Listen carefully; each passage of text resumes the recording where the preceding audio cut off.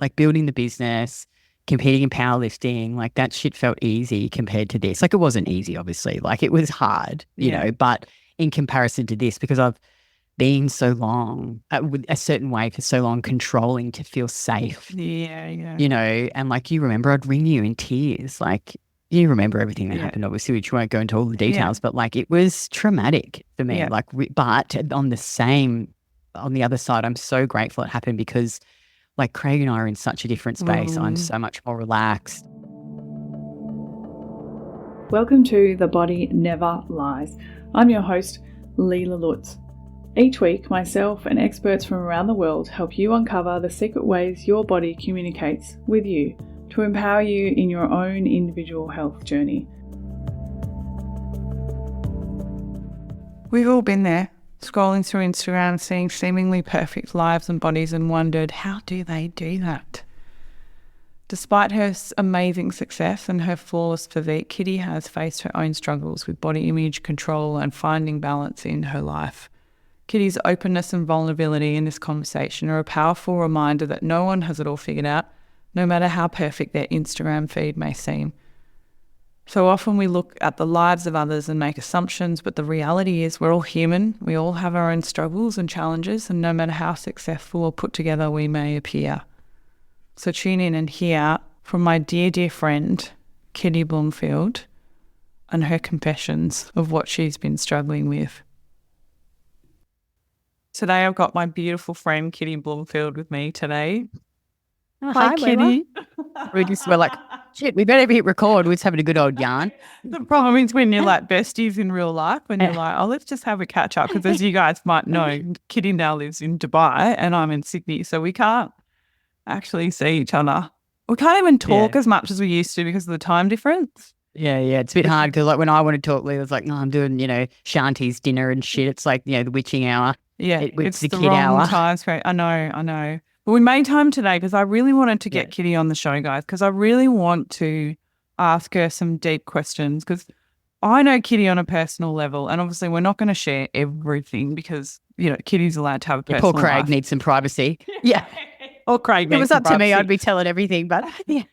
But what I constantly hear, and this is what we're going to talk about today, what I constantly hear from my clients, my followers, if I talk about you in a reference, because it's always helpful, right, to have a reference point. Like Kitty's this tall, she weighs this much, she's got this much muscle mass, and people can aim towards that. So like, for instance, Kitty and I are the same height, everyone. So I constantly, in my weight loss journey, I think, oh, okay, well, I need to get to a certain weight close around Kitty's, for example. Like, and it's fine to have those reference points. But the reference points we have to be careful of is like a lot of people look at you online and they think, Kitty, it's so easy for you. Like the food is so easy for you. The body is so easy for you. Like it's just so easy. And I just want to remind everyone today with this interview, first of all, we all have parts in our lives that are easy and we all have parts in our life that are hard. And I'd want to start with too, because once upon a time, this wasn't easy for you. Hey, Kitty.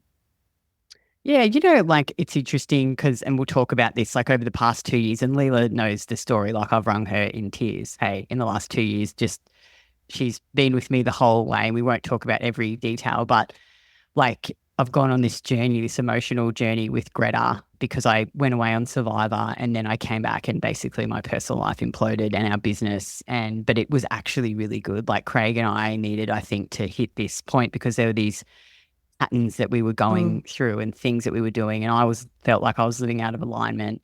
And, I realized that, I have this like A-type personality where it's like this striving, the constant striving, the body, the business, want to get the husband. If I get this, I'll be happy, constantly doing all of these. And look, obviously I do our businesses because I love them, like as well. Like I love helping women and I love building Saturé with Emma. But I think a lot of the time I would just drive myself into the ground and push myself. And I think probably the reason why I didn't die is because obviously I nourish my body. I eat so much food. Like I'm really on point with a lot of the things that we talk about, but I would still push myself so hard. And I was so masculine, like really Greta and I talked about this. She's like, because of whatever's happened in your childhood, you have this thing that you're not enough. So you're constantly trying to prove to yourself that you're enough by, like growing your business. Not saying that you shouldn't want to grow your business, but from a place of alignment. So like now when I'm doing things, it's a lot more relaxed and I don't push myself as hard anymore and I rest more, and I take action based on what like feels in alignment rather than what I should be doing to grow the business, just to grow the business, if that makes sense. Yeah. And, like we went on this massive journey and we talked about like the whole body stuff. She's like, look, you found a good, healthy way to, heal your body and heal your health issues. But, probably you never really looked at the emotional side of it, which I never did, And so part of it too, I think, was like control. Like, obviously I lift because I love it and I eat the food because I love it. But there was this emotional side, which I never dug into. And, I think for me, like working on this, like softening and letting go of control. So I would always need to be in control because if I was in control, I was safe and I would try and control Craig and I would try and control every little aspect of our business. And, I could never just think like relax and just be like, is it like, just it's going to work out, kitty. Like things are going to work out. You don't have to control every single aspect. And she said, look, don't feel bad. Like you've developed this side of yourself and it's been extremely beneficial. Like you're driven, you're hardworking, you're dedicated, but sometimes it would be to my detriment. I'd push myself too far or like, I'm a real people pleaser. So like I still, worry about what people think about me. And if someone doesn't fucking message me back and like it would show up in these patterns in our like with Craig. Yeah. So like, for example, Craig, he gets quite angry sometimes, not at me, but at things like, like something will happen with the app and he'll have this fucking, not an explosion, but like he'll just get, and I get quite, it makes me feel quite anxious. And it's to do with like my dad and what would happen not that my dad did anything to me, but my dad would sometimes, and I've noticed this pattern as I've gotten older, like if him and I would have a disagreement, he sort of energetically would withdraw. And then so I would be like, oh my God, you're not loving me anymore. So, whenever Craig's reacting like this, I've learnt to just, this isn't about me. Like just let him have his fucking explosion. Go away and do something else. You don't need to try and fix it. I would try and fix things as well. Like he would be upset about something or venting to me and I would go straight into fix it mode. I've got to fix it if I can control it. And now I've learnt to just like relax and listen and hold space for him. And I don't need to fix him. I don't need to control him. I don't need to be his mother. So interesting, isn't it? Because often our discomfort with a situation, we like to say it's the person or situation, but it's actually our inability to sit in that space with that person because it triggers something in us from the past or like. Totally. It's crazy. Yeah, right?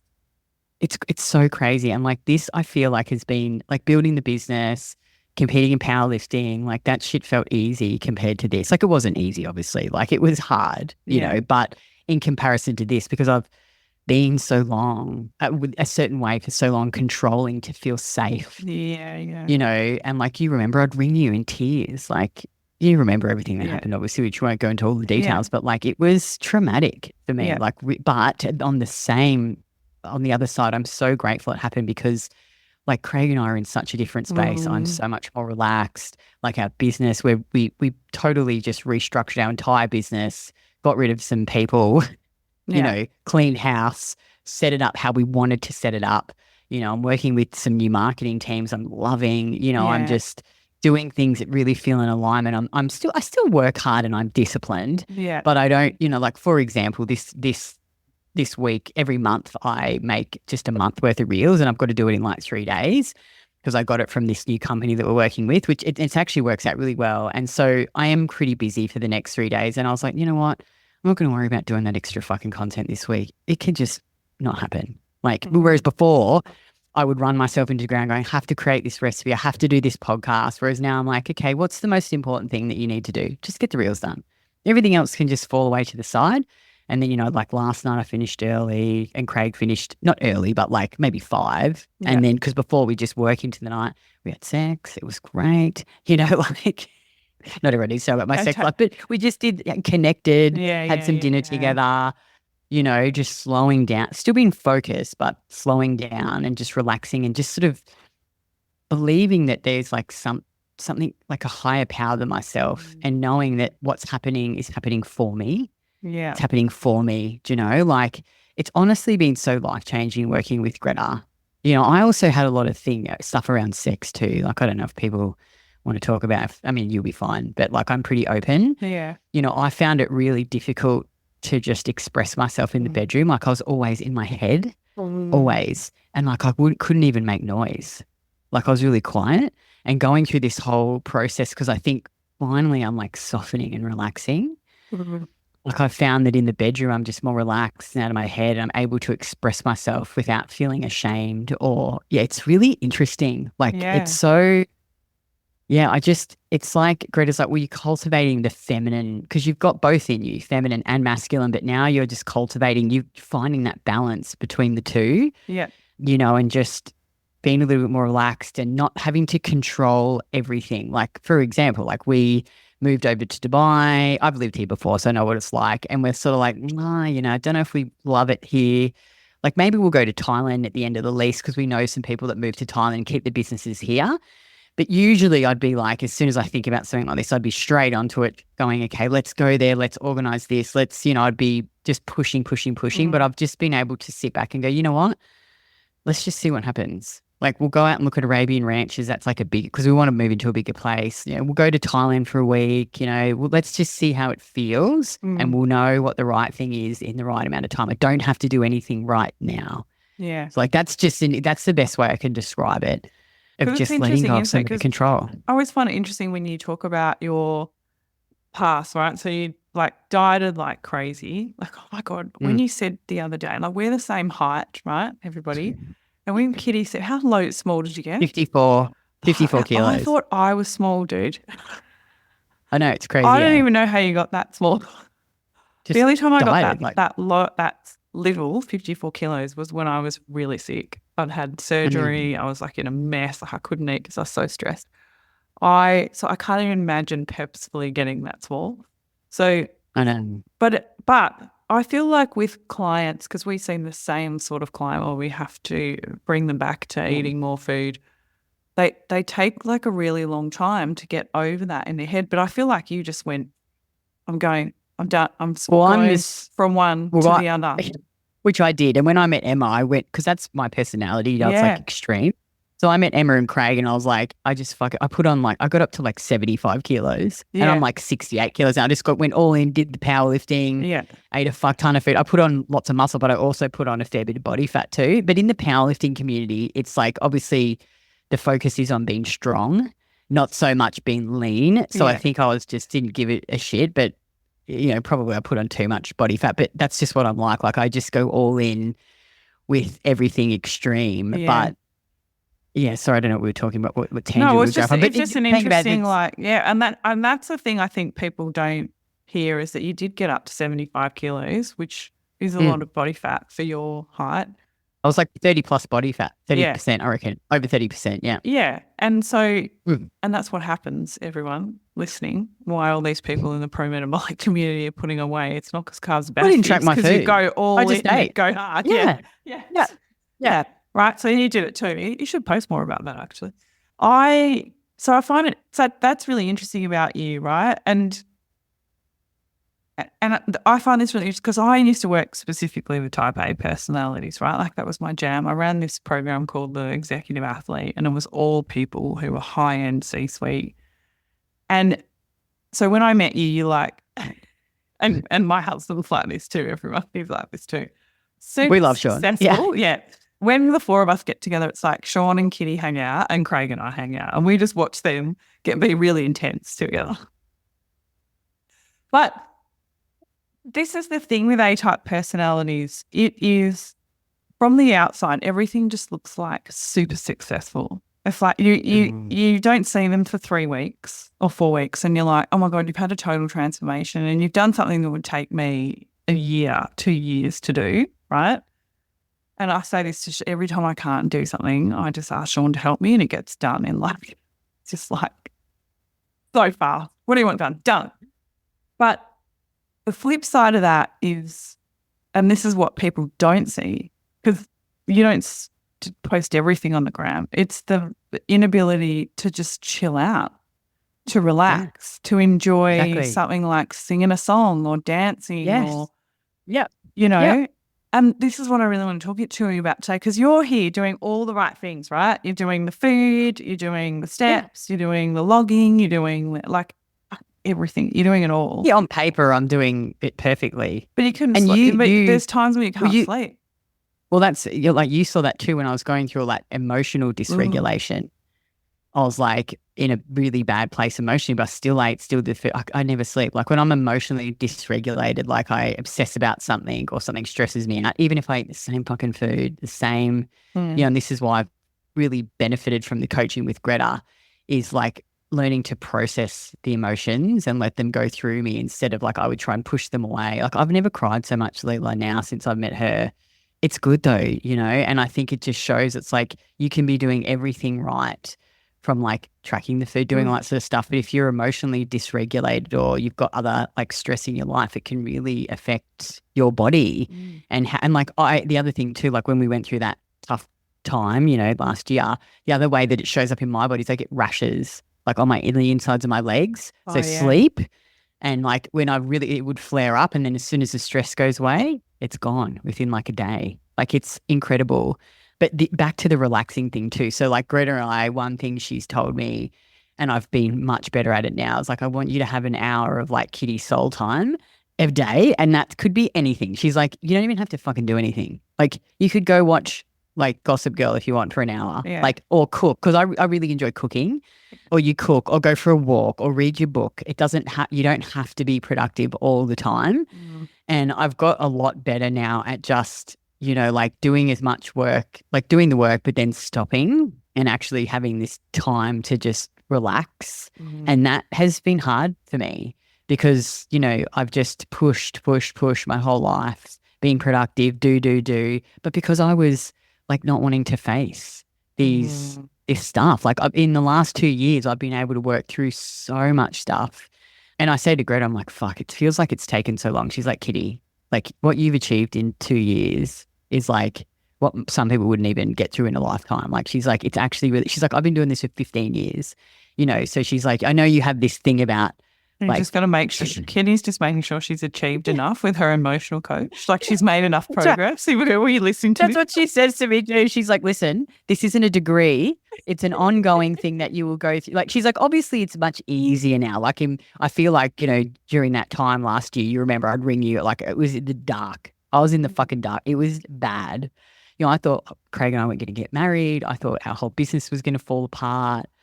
It was really, my whole life was going to change. But, and you remember I had to make some really like tough decisions and speak my truth and not people please anymore.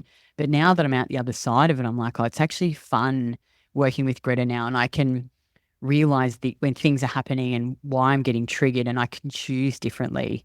And I can choose to rest, and I can choose to not get triggered and tell myself a different story. And, like I've committed to every fucking day I do the 15 minutes of meditation. Some days I'm good at it. Some days like I'm relaxed.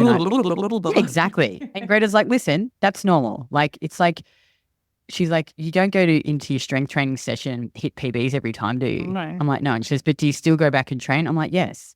So she's like, you need to do this for long enough. So like you say, the training nutrition is easy for me now because I've done it long enough that it is who I am. So she's like, I want you to become the person that's the meditator that, because I don't really enjoy journaling that much. And she said to me, like, this is what I think you should do with the journaling because she said, this is what works for me. So I just write down like love, life, relationship, 3 things that I'm like positive for, or positive, or I'm grateful for, or that I want to like manifest in the diary every day. So I do the meditation, and sometimes I don't feel like doing it. Sometimes I sit there with the meditation, I'm like, my mind, and I have to just really like, I imagine different things like, because I listen to rain. The rain's really good for me, but I have to like clear my mind. But I just keep thinking about her going to me, like, how easy it is for you to do the food and the training? But how long did it take you? 10 fucking years, So like, this is something that you have to work at as well. And slowly I'm getting better. Like I feel more relaxed. It's interesting. I post a lot about it on Instagram, and this lady messaged me and she's like, I've followed you for years and I can see the change in you. And she just follows me on Instagram. I'm like, oh, that's so interesting. I was like, fuck yeah, it's working. Like you just have that bit of positive reinforcement. Yeah. Oh, yeah, totally. Totally. And obviously I'm still not there or perfect, but there is no fucking perfect. But I feel a lot better, and I feel, like when you can just relax and like, another exercise she made me do, and sorry I keep jumping around, and she's like, who is the woman, like what are the values of the woman that you want to become? So I did this values exercise, and she's like, she was some radical values, and she wanted me to pick the top 3. Like there was like probably 12, and it was heart, connection, and what was the other one? Heart, connection, and compassion. So like every time something happens with Craig or I, or something else happens that triggers me, I always just go back to the values and think about like how I want to live, and that really helps me as well. And it's really interesting because I don't know if anyone, Abraham Hicks, do you know of his work? Like, so she really loves him, and that Abraham, what are their names? The lady that, Isa, and I can't remember their names anyway. And she talks a lot about like when you're like operating at this high vibrational level, and then you attract all of this good stuff into your life. Like your thoughts control your emotions, and your emotions control your like how you vibrate. And it is so interesting. Like when I do all of the things that she says and I practice this stuff, it's like this good shit just happens. Like, Emma and I just got on a call with this, I won't say who it is, but she's a very well-known surfer in the States, and she wants to collaborate with us and build this course. And I'm like, what a fucking awesome opportunity, because she's amazing. And I'm like, how great, Sature's growing. Like we've just changed over the marketing, and challenge that we're running just has felt so smooth, and the clients have been amazing. And I've had like 8 bloody sales calls booked in my diary, just booked in. Like this effort, it's been like no effort, and it's so interesting when I stop pushing, isn't it? Yeah, so hard and trying to control everything and just go, just act in alignment, Kitty. Like what feels good to you? Like what is the life that you want to live, and what actually makes you happy, and do the things that makes you happy. And then it just flows. And I'm like, the more and more I do it, and that's why I promote her so much on Instagram, because like my sisters work with her, changed my sister. My sister got cancer. She's changed my sister's life. 2 of our coaches work with her. Craig's worked with her. I've referred so many people, and they all say the same thing. And I feel like this is like such a missing piece for so many women, especially in their 40s, because they hit their 40s and they're like, fucking, what am I doing with my life? Oh, yeah. Like I've given all of this to like my kids, my husband, am I doing something that I love? I hate my fucking body. I feel like in the bedroom again, like I feel like the sex stuff. Yeah. I feel like a lot of women would relate to that too, because we're so rigid and hard, and we're controlling, and it's like you just can't relax. I don't know. That's just, because I share about this in my program, and we did a call with Greta, and the women loved it. They loved it. They were like, so I don't know I just feel like a lot of women would relate to this. Yeah, I think so. And I think a lot of women are afraid of it too. And I think like you control, like I've definitely have elements of control in my life for sure, because control makes you feel safe. Yes. And that's why we all do it. Like, yeah, if you don't like what's happening, the first thing you think of is like, oh, well, I'll just control it and I'll fix it. Another one, I'll just fix it, or I'll do it. How many women listening to this go, well, the house won't be clean the way I want it to be, so I'll just do it. And then I'll have no life because I'm always cleaning the house, like, and if we don't let go of control, we're just constantly it makes me feel stressed just thinking about it actually. It's so interesting, because when you think of just how you feel, when I think of like just trying to control everything, I can feel my nervous system getting wound up. I can feel really tight. And then it's the opposite of what you're trying to achieve. Like when you're eating all these carbs to try and calm your nervous system, right? And you're like, I've eaten all these fucking carbs and I'm still not calm. I'm whatever. And it happens with clients all the time. And this is the thing you have to be careful of, right? Because I do really focus on logging and data, because it's an insight, a way to see. But if you're not careful, you can just focus on that and go, well, yeah, well, I'm just going to eat the same thing every day and I'm going to do this and everything's going to be so perfect and so, you put all your energy into that and then you forget that you're a whole person. You're not just a food log and a mouth and a stomach and coming in and out and muscles that you take to the gym. Like you're an emotional being, right? And you're a person who wants things like, and this is the thing I see with you, Kitty, like, because I know you so deeply now, like, yes, you call yourself a people pleaser, but on the outside, it's like, oh, Kitty's like the friend you can always count on, right? And I because I'm like an aware person, I know that Kitty's a people pleaser. I won't ask unless I really, really need her help for something, right? That's something everyone should take note of. If you have a friend who's a people pleaser, you shouldn't ask them unless you really need the help. But you're just such a champion of women. Like even like I know you and Libby had a falling out years and years ago and like just the way you got over it when I was like, oh no, but I'm really good friends with Libby and you were like, well, let's all just be really good friends. And like you're just this amazing person. So when I like step back and look at you from a coaching perspective, like as I put my coach hat on and look at you, I go, well, Kitty's actually just got this. She's this person who just loves connection and she just needs to let go of all the control to let it be. And you've just like totally changed as a person. I have changed. I So have. you've And I'm changed actually, so much. I said to Craig today, I was like, I'm actually really proud of us. Like I'm so proud of you guys too. We went like through Sean some and pretty, I, like obviously Sean's been in on the whole thing of what's happened and of course. Yeah. we both have, Yeah. I think we both have that kind of relationship. You tell me, I'm going to tell Sean, sorry. So of course, he's your husband. I mean, of course, I exactly. don't mind. We're That's all really connected, but the whole thing is like Sean and I have been championing Kitty and Craig from the side and just going, you guys are amazing. Like the depths of what you went through together. And this is the thing, if you really want your relationship to be better, you have to work on yourself as a person. Oh my God, Leila. Oh my God. Do you know, I had this revelation because it's so interesting. Like Greta said to me and Craig, you and Kitty attracted each other from a wounded place. Like, but you attracted each other so you could evolve.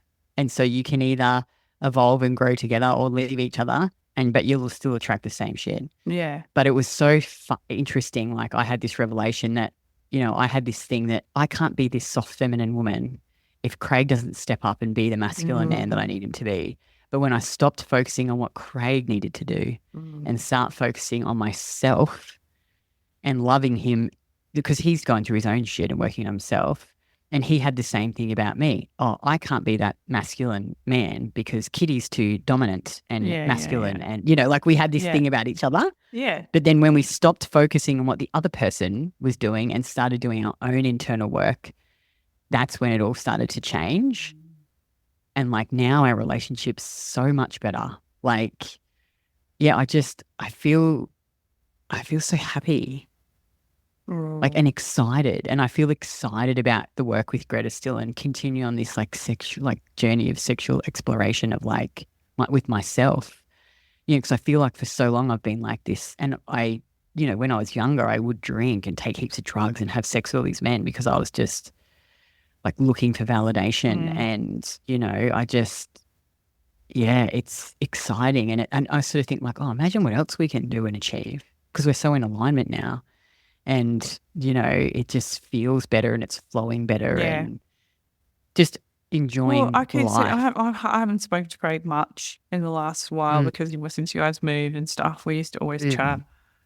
But with the time difference, I haven't spoken to him much. But can I just say that because he's working with one of my clients at the moment and the change is phenomenal and she's just bloody raving about how good he is. And he's always been good because I've always referred people to you guys.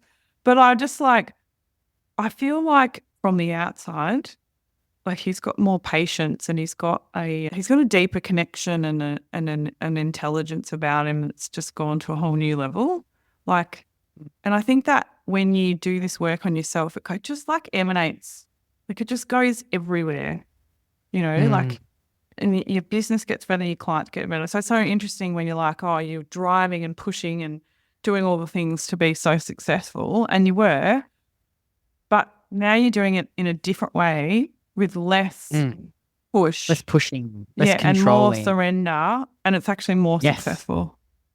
Yeah, well, it is becoming, because like we basically just completely changed our model, and now we've spent fucking hundreds of thousands of dollars on this app. But now we're building a more freedom-based business, I guess you'd call it. Yeah. And that we're working smarter. You know, we're slowly building it up, and we're building up this group coaching. And every time we do a challenge, it's getting better. And we just spend another fucking 40 grand on the app to improve more stuff. But like, it's nearly to where we want it. And how we're doing things, and the team's good. Like we lean the team right down. You know, everyone's just working in their zone of genius. Like they've got a lot of autonomy. It's just Craig's about to launch a new business. So that's exciting. I won't tell everyone what it is. I'll let him launch it. But that's like, I'm really excited for him. And he's got his own thing to work on that has nothing to do with me. Yeah, that's important too. So like I've got Saturate, he'll have this other business. So, you know, it's just, yeah, but look, I still have some shit, you know, like I said about the body image, and sometimes I get like if people don't message me back. That's so interesting to me. They don't. I always wonder, like, because obviously I've got like still got weight to lose, and I was talking about it with a client who's become a really good friend. She's got weight to lose, and we were like, "Do you reckon we'll get to our goal weight and we'll just be happy?" And it's such an interesting concept, right? Or will we just want more? Or will we look in the mirror and go, "Oh, but now I'm, you know, mid-40s and I've got this droopy face," or whatever the hell, you know. Do we just constantly look? So because I look at you, and I was just saying to Kitty before, like when I watch one of her reels or Libby's or Amy's, I have to like watch it once to get over the hotness, and then I have to watch it again to hear what you say. This is the same thing I do to my husband when he talks to me. I'm like, hang on, I couldn't concentrate what you were saying because you're so hot. I got to just go back. I just love you. I'm a very visual person. It's just so funny though, because we always say how beautiful, like Craig, you know, always says he thinks that you're really beautiful. So on the inside and out, you know, like, so but lovely. it's, I think no matter what, like, but look, I can only speak for myself, because they're probably, I mean, would have to ask Libby and Amy about that, how they feel about their own bodies. I can't speak for them. No. But there are times, you know, when I still think, oh, I should be a bit leaner. Or, you know, I have this story about like, and it's just a dumb story I tell myself, like, because I really love being strong. I really enjoy like lifting and being strong and eating a lot of food. But as a result, I'm pretty muscular. And sometimes I'm like, no, I'm too muscular. I'm not feminine enough. Like, that's just a dumb story. That's just too muscular and not feminine enough for who? That's what I mean. But again, it's just but that's this story that I always say to clients, like, for who? Yeah. But yeah, I should just be, Greta's like, if you love to be strong, like, and you train and you're happy and you're eating all the food, like, just live in alignment with be happy. Yeah, but anyway, I guess the point I'm trying to make is I still sometimes look at my body and have these thoughts that, it's too muscular, or I'm not lean enough. Or it's not like I think about this all the time. It's not, and I never go and do anything and be like, oh God, I need to go and restrict my calories. But I still have the thoughts. But you know, like what she's taught me is, you just tap on it and just write, you know, even though I'm having these thoughts that I'm a bit too fat or I'm not lean enough, I still love, you know, accept myself and do the tapping and just, you know, like she's given me things to do. But yeah, what were you thinking because remember when you were trying to get pregnant, you got up to like 25% body fat then? Yeah, I did. But you know what I think it was like? I actually just think I was too stressed. Like I mean, I was eating so much food. No, but I mean, like when you're looking at yourself in the mirror, when you put that 25% on. Yeah, that was hard. Yeah. What was that like? It was hard. It was hard. It was hard because and also too, like Greta and I've talked about this a lot. She's like, you've built your entire business around your body. So it's part of your identity, you know? And I think it's for me, like we talk about this too, like it's the Goldilocks spot because, you know, it's like I do lift and eat well because I like the feeling and I love training and I love being active and I love eating the food, you know, so it's just, she's like, find the Goldilocks spot, which I think that I do most of the time. But then again, like I said, I still sometimes have these thoughts, you know, or like Craig and I would be having, and this is, I feel like I'm definitely better now. And maybe this was probably something that I might have struggled with as well with the sex thing. And I'm sure other women too, like oh, gee, my stomach looks a bit fat in this position, or like, like just dumb shit like that, or like I don't look very pretty when I orgasm, or like, just Yeah. just. But Greta's like, porn is horrible for this because these women have these perfect bodies with big tits, perfect makeup. It's just a show. It's a performance. That's not real, So it sets us up with these like unrealistic expectations. But it's, now that am softening and I'm able to like get out of my head and just get more into my body. And she calls it embodiment, get it? Because I'm just like, for so long, it's so much in my head. It's like, just relax, get into your body, and I'm still working on it still, but I feel like I've come a long way and I feel a lot more relaxed and happy and excited, and like just doing the things that feel good, like, yeah. But yeah, I still have the thoughts sometimes. But again, like I can only speak for myself. Like other women, I don't know, Amy and Libby might not feel like that.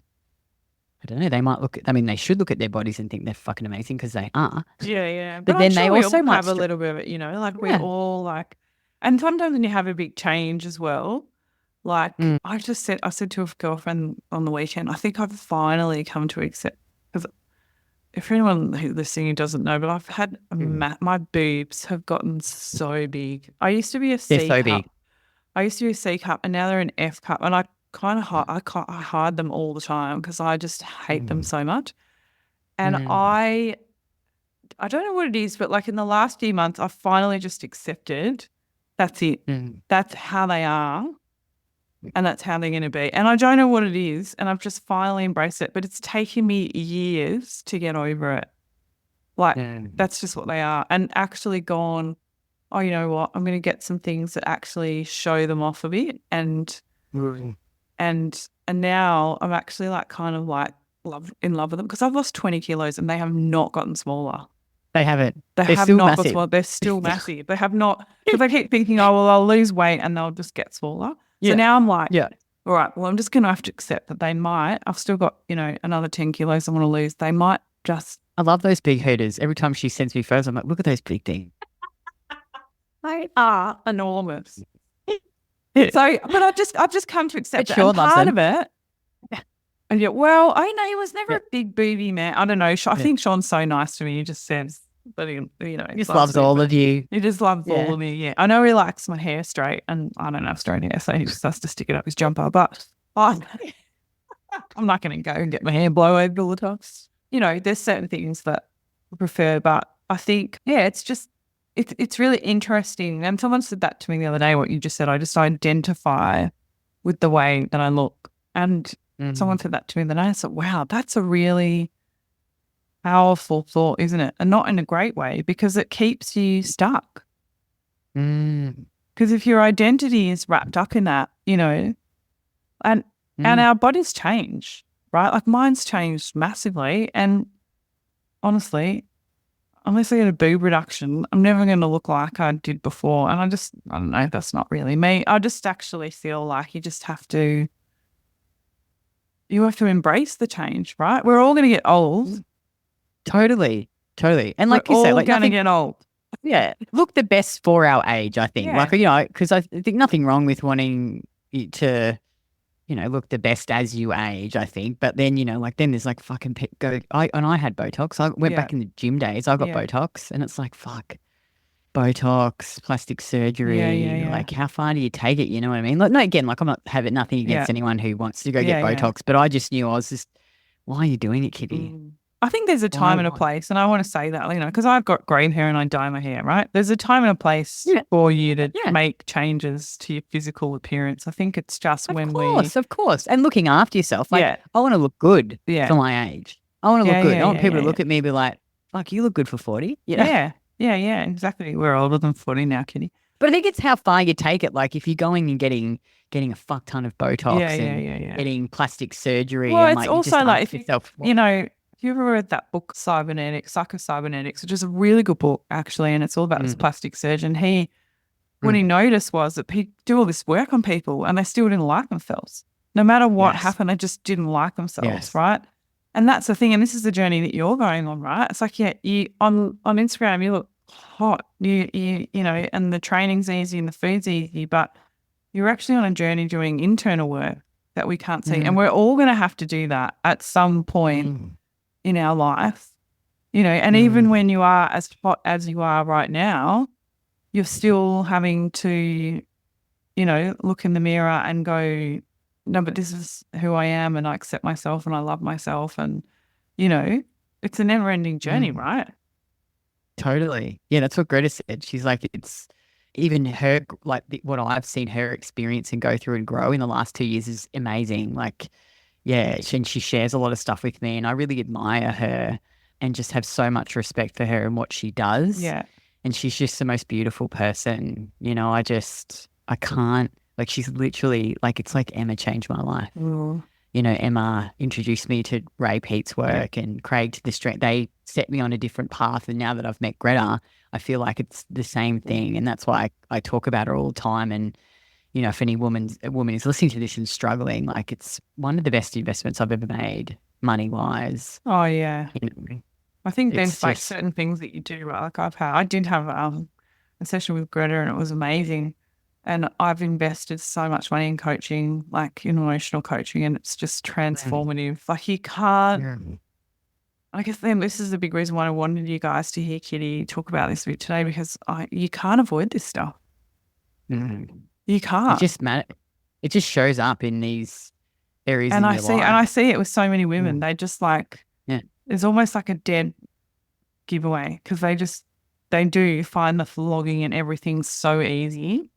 And then they get 6 months in, like they're hitting their macros, all their nutrients and everything. And they're like, they haven't changed emotionally though. And they haven't got to a point where they can actually just go on a holiday and not log, or, there's some element of control. Like I said to Libby today, I sent her a message. I said, "You're looking so good." She goes, "Thanks." Do you know what? I actually haven't logged for ages. I haven't, like, she's just not doing any of that stuff. And this obviously takes time, guys. Like you can't just log for 5 minutes and then. That's right. Yeah, she's done it for years. Yeah. Years and years. But at some years. point, and I like doing this as well, is at some point, certain parts of the year just go, you know what, I'm just not going to log. I'm not going to track my training massively. I'm just going to go to the gym and have a bit of fun. But you also accept that you're just probably just going to stay the same. You're not going to. But I think it's important to just go, well, I'm just staying the same. Like there's nothing wrong with just being who you are and not always having to achieve something. That is so true. And when you get to like an advanced level, like Libby and me, like I still track my training, but it's not like I make any massive progress anymore. Like I'm not fucking, anywhere near my best squat, bench and deadlifts that I hit in powerlifting. And I'll never be there again because I never want to train to that level. Yeah. So I still follow a program because I just enjoy having a program. But it's like some days I'll make progress in exercises, but they're never to what I used to do. But I just don't care. I just like the training. I just like following a training program. And, with the food too, like I have a bit of a hybrid model. Like I'll still do a bit of a meal plan during the week and plan what I'm going to have because we're quite busy. Yeah. So like, this week running the challenge, doing all the reels. So I just eat the same breakfast, lunch and dinner for 5. But then on the weekends I don't track. Yeah. And I just like Friday night we're going out for dinner. So it's a bit of a hybrid model that works for me because I like to just have and if I don't eat if I eat under 2,600 calories, I can't sleep. I don't have any energy and it's easy for me to undereat. I think just because of how I've been my whole life. So, like I know what I'm having for breakfast. Lunch this week is this like Greek chicken and I've just got rice cooked up and I have an orange with it. I have yogurt and a banana. And then our dinners is this Greek bowls and then ice cream for dessert. So I just eat the same thing Monday to a Friday, go out for dinner Friday night and then I just eat whatever on the weekend.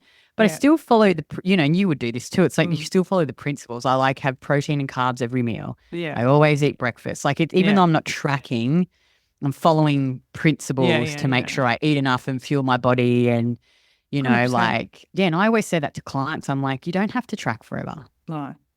You might find a hybrid model like me that you like, or you might just completely not track your food, but you're still conscious. Yeah. You're making conscious decisions. I think it's eating consciously, right? Yeah.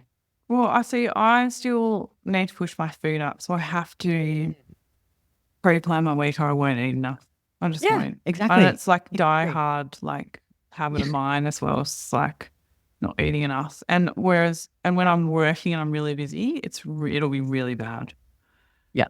So I need to know that the food is there waiting for me and I just have to eat all of that food and then I'll hit my calories for the day as well. Whereas on the weekend, I feel like because I'm not working and I'm more relaxed, I actually make a conscious effort to eat so I don't have to plan. Yes. So Yeah, it's like 'cause the other way yeah. around. Yeah. So like we can just go, Sean can go, oh, I feel like getting this for lunch. You want to get that? And I'll just go, yeah. And I can, because the biggest thing for me is not eating enough carbs. I can eyeball, I know how much rice I need. I know how much, and that's from doing it for a really long time. Whereas I still can't during the week. I'll be like, oh, fuck, I'm too busy. There's not enough potatoes, but I'm too busy. I'll just go off. It's like, no. And also, like, I don't know how many women are like this, but I've really noticed with Sean too, because I eat so much food now that he just can't comprehend that I need that much food. It'd be different for Craig because he tracks and because sometimes he'll make me food and I love him to death. But because he doesn't track, he'll send me these potatoes and I'm like, well, where are the rest of my potatoes? And he's like, how can you need so much more potatoes? And I'm like, he just can't get it through his head because he's not hungry or whatever. And I don't track his food because he doesn't want to track, like, you know, don't coach your husband. But sometimes I eat more than him. Yeah, how good. And he just can't get it in his head around it. He's just like, you know, so I have to prepare, especially if he's cooking, because otherwise he won't cook me enough food either. You know, so for tracking for me is not about control. It's about actually it's about enough bloody food. I'm the same as you because I'm like you. Like we were always small and restricting. Yeah. So for me, I'm the same. I've got to it's the carbs as well. So it's more like it's not a control thing. It's the Goldilocks spot. It's the as Greta says to me. It's exactly it. Good And spot. also I know too, because when I eat with other people, like all of my girlfriends in real life, obviously apart from year 4, so year 3, they don't eat enough food. Yeah. So if I go to someone's house to dinner, there's never enough to eat. So I always have food to eat. Enough carbs. I know. They never make enough bloody carbs. It's so true. When we went to that restaurant, this restaurant. It was so funny. Us 4 couples, well, Amy didn't bring her partner, but the rest of us all. And there were no carbs that weren't fried in crap. And so Craig goes, oh, could we order some potato? And he sees this mashed potato on the menu. And he's like, yeah, mashed potato for all of us, thanks. And the guy brings it out and it's literally like a quarter of a cup of mashed potato for all of us to share. And all of our faces just went. I know.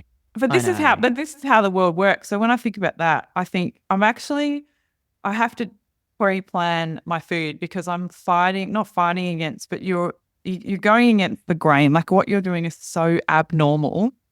I know. And eating so much. Yeah. So you have to be really, really prepared. And you guys listening, when you guys get up to like where we are, 25 plus 100 calories, you'll be like, you just feel like you're fighting for your guts all the time.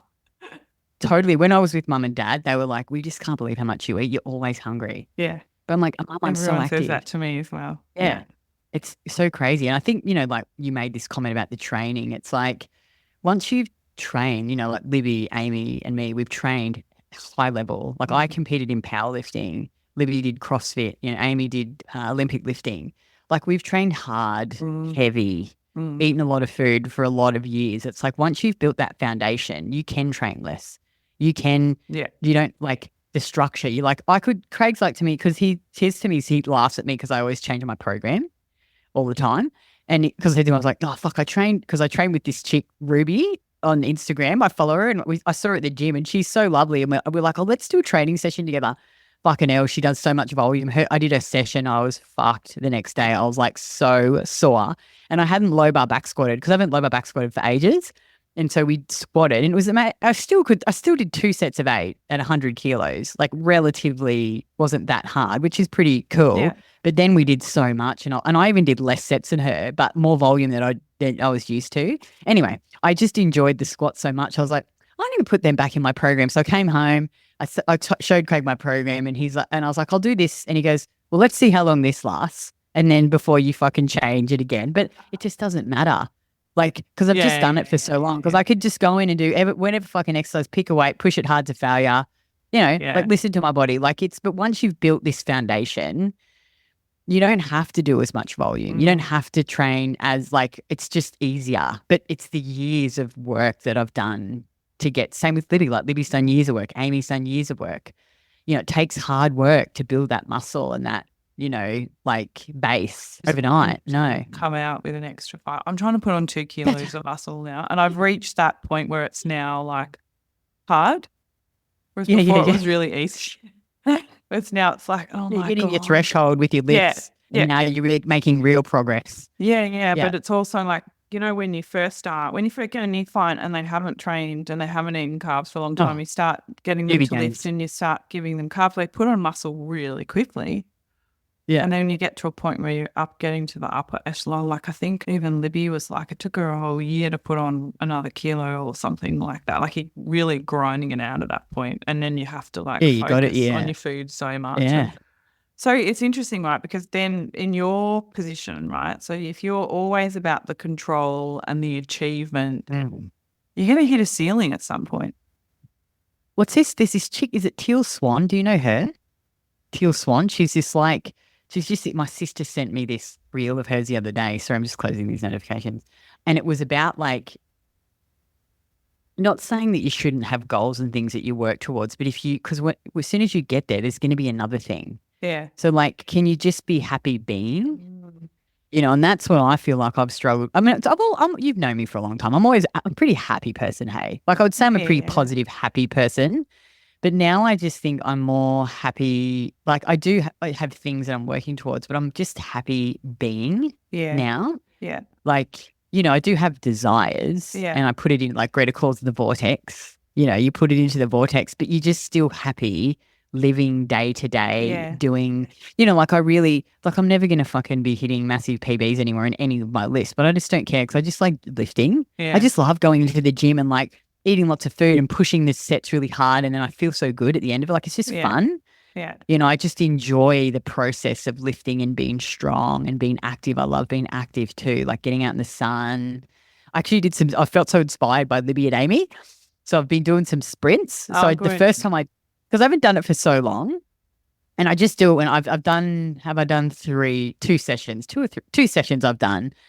Because I just do it when I feel good. Because some weeks I'm pushed hard in I'm tired, you know, and I'm like, and so in the days that I've felt like, fuck yeah, I feel good, I've got lots of energy, and, you know, I'm nearly up to like, I've got the goal of getting up to running at 20 on the treadmill.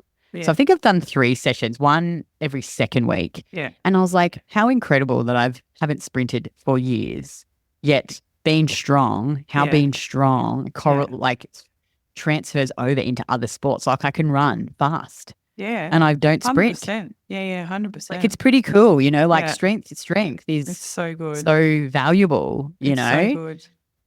Yeah. So I had a little anyway. sprint the other day, which was pretty funny. Oh, did you?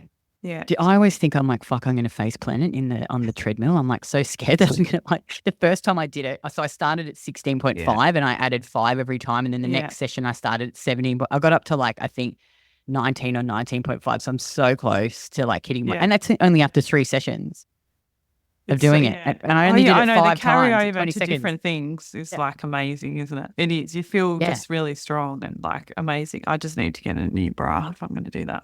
You know, your tits, I'm like, they'll probably knock you out. But it's just, you know, like strength is such a, you know, like I just lift, and then I've done those sprints, and every week I do a zone 2 cardio session. I really enjoy that. It helps me, like I love the feeling of sweating.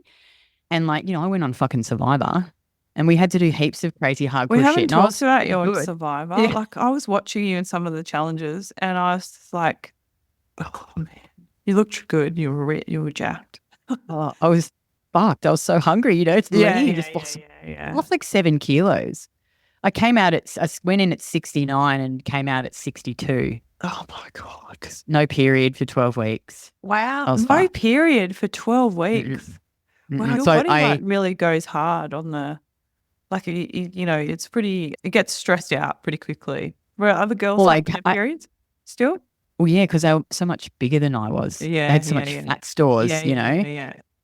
So only the ones that had more weight to carry, like Kirby, and Kirby's probably suffers from estrogen dominance. Like her and I chatted a lot about nutrition, and she had really heavy periods she had a period that was really heavy on the island. So I got mine first in the second, it was the first week or the second week, and then I didn't get it again for 12 weeks. Oh my God. It took like So I didn't get it at all when I was on there, which is quite good actually, because it was shit.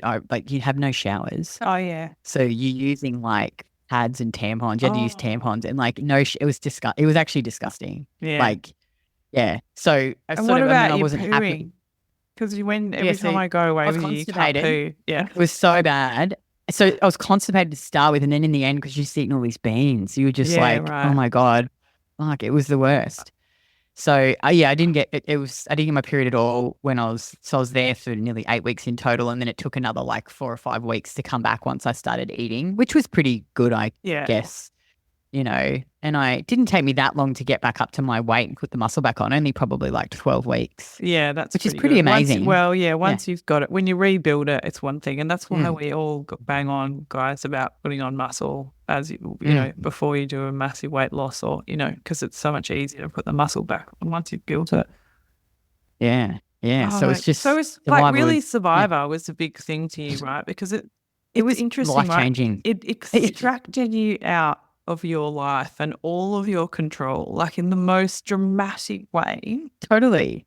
You were told when you could eat. What made you want to sleep. go on that bloody show? I was like, I cannot, because I was like, that'd be like Kitty's worst nightmare. She's not going to be able to track. Oh. She's not going to be able to eat. She's not going to be able. Well, someone messaged me on Instagram. They approached me and said, would I like to audition for it? And me, I was like, no, fuck it. Why not? Like, this could be a fun opportunity. Like, something, and I'm so glad that I did, not for the exposure or anything, but because of what happened when I came back with Craig and I in the business. And I'm like, we would have never made all these changes if it was the catalyst for everything that happened in our personal life and our business life. So I'm so glad that I went on it, because it made me realize when I came back, I was like, there are some things that I don't want to do anymore. Like, Yeah. So well, it's also like, I think, because you guys are so enmeshed together, right? Like you were so enmeshed. Yeah. And like you said, you were blaming him for that. He was blaming you for that. Like you were just like, you're like this little tornado, two little twisters just winding each other up, and massively high achieving, so you're both just like, got to go and get and fix and sort and then you got extracted out of that, and all of a sudden you're on your own, both of you, and then you're just left with your thoughts. Like you basically taken away everything that was stopping you from thinking and facing up what you had to face. Totally. And then it just all imploded when I got back. Well, they call that the reckoning, right? Yeah. Do you know what though? When I went through it, I was really proud, because there was a week where Craig moved out for a week. He moved, remember? I remember, yeah. And during that whole process, I was actually proud of myself, because not once did I go and like drink heavily or take drugs or do anything, because that's what I would have done in the past. And I didn't try and control my body either. I just stuck to my normal food. Yeah, I made sure I ate. Yeah, I didn't use it because before in the past I would have been like, all right, that's it, diet. Control your body. When he went the first, because I was just so, remember, like I just couldn't be alone. Yeah. I had this fear of being alone. And I remember training nearly every day. Yeah, pretty much.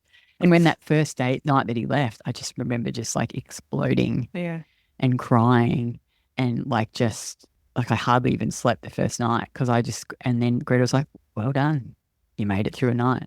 Yeah. And then I went to my friend's the second night, her birthday, and one of my mates who we used to party hard in the day, like back in the day, and I love him, he's the best. And to get in the cab with him and we go into my friend's birthday, he's like, oh, fucking let's get on it, Kitty. Let's get a bag. Let's go crazy. And I was like, there was this part of me that thought about doing it. Yeah. And then I was like, you just can't do it. You have to sit in this. Like you have to prove to yourself that you can survive. And I know it sounds dramatic, but for me, it was very real and very, because I just couldn't be alone. And I managed to survive a whole week on my own, and I didn't die, and I didn't turn to drugs, and I didn't turn to alcohol, and I didn't starve myself. I just had to sit in it and feel the fucking discomfort.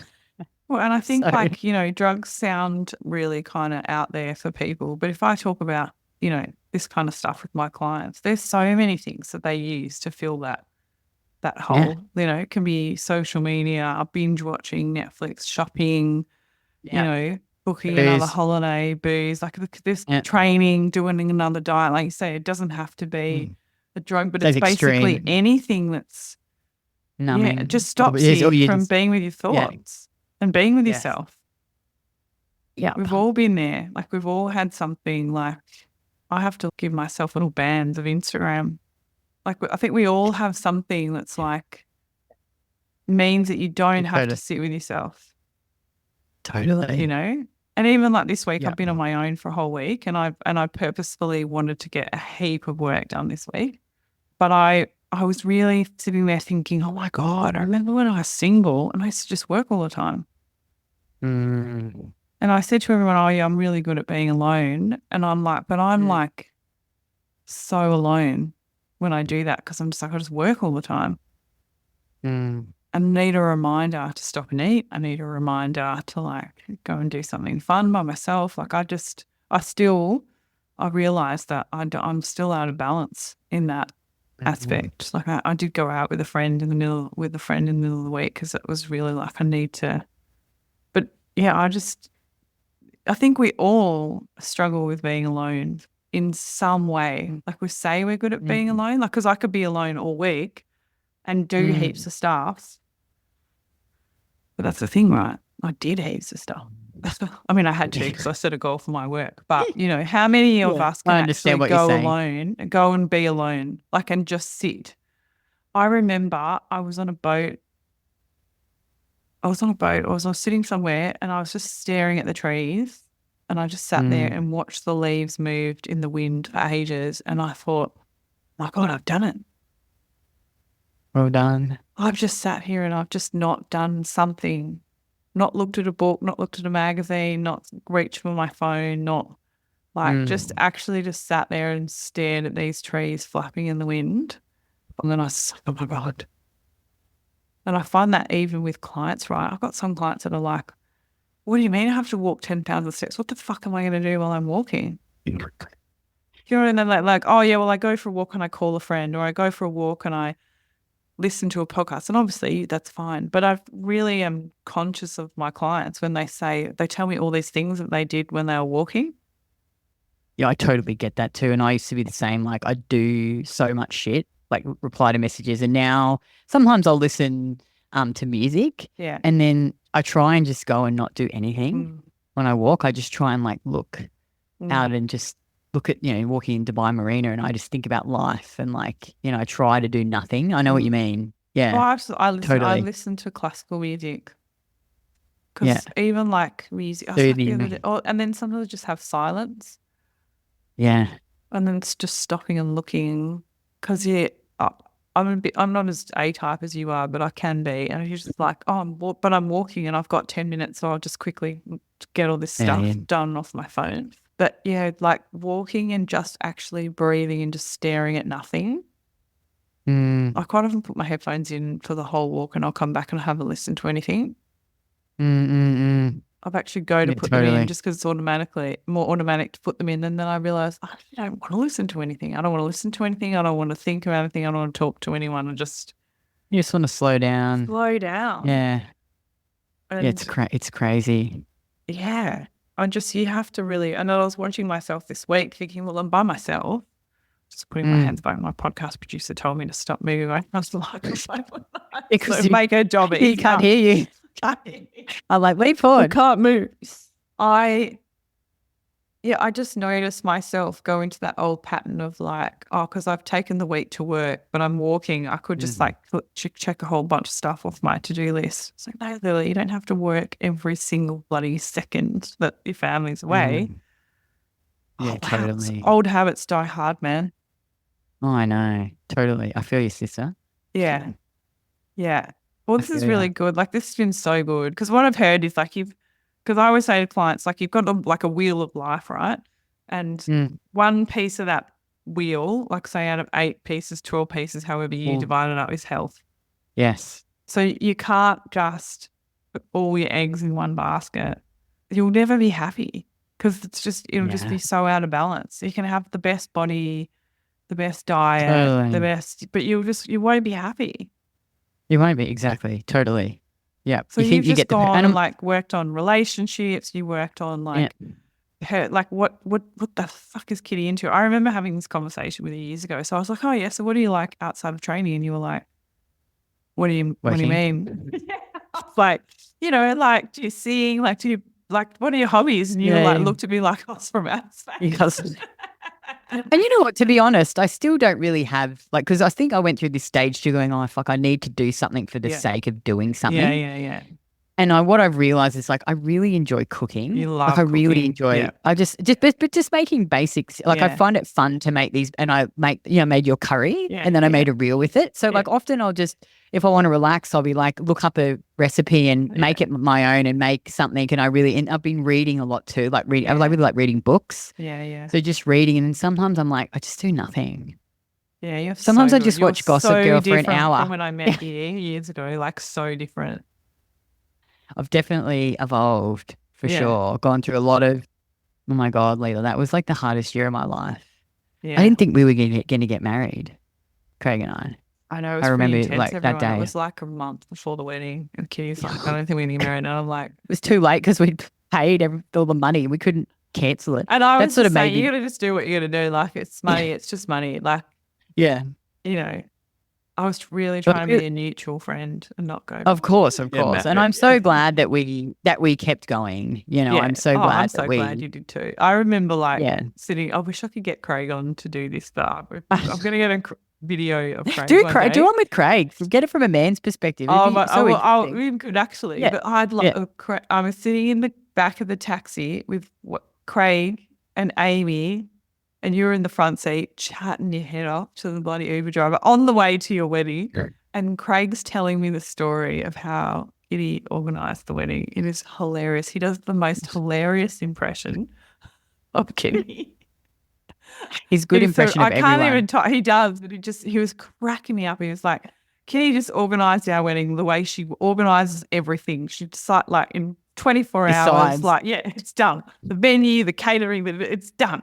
She's just, if you want something done, Kitty will do it. She's like, just intensity, full level. And it's like, his impression of you was pretty so funny. And this is why I'm like so amazed with this whole Thailand thing that I'm just sitting back and Greta's like, wear it like a loose garment. What we know is what we put out to the universe is because we've been living right in the heart of Dubai. It's nice, but it's close to everything, but it's small. Yeah. And so what we truly want is just more space. So I'm like, all right, I'm putting it out to the universe. Could be Thailand, could be Arabian Ranches. Who fucking knows? I'm just letting it happen rather than going, okay, we're going to take action because we've got ages. We've got till May. We can just see what happens. Go visit Thailand, go visit Arabian Ranches, see how we feel. We've got time.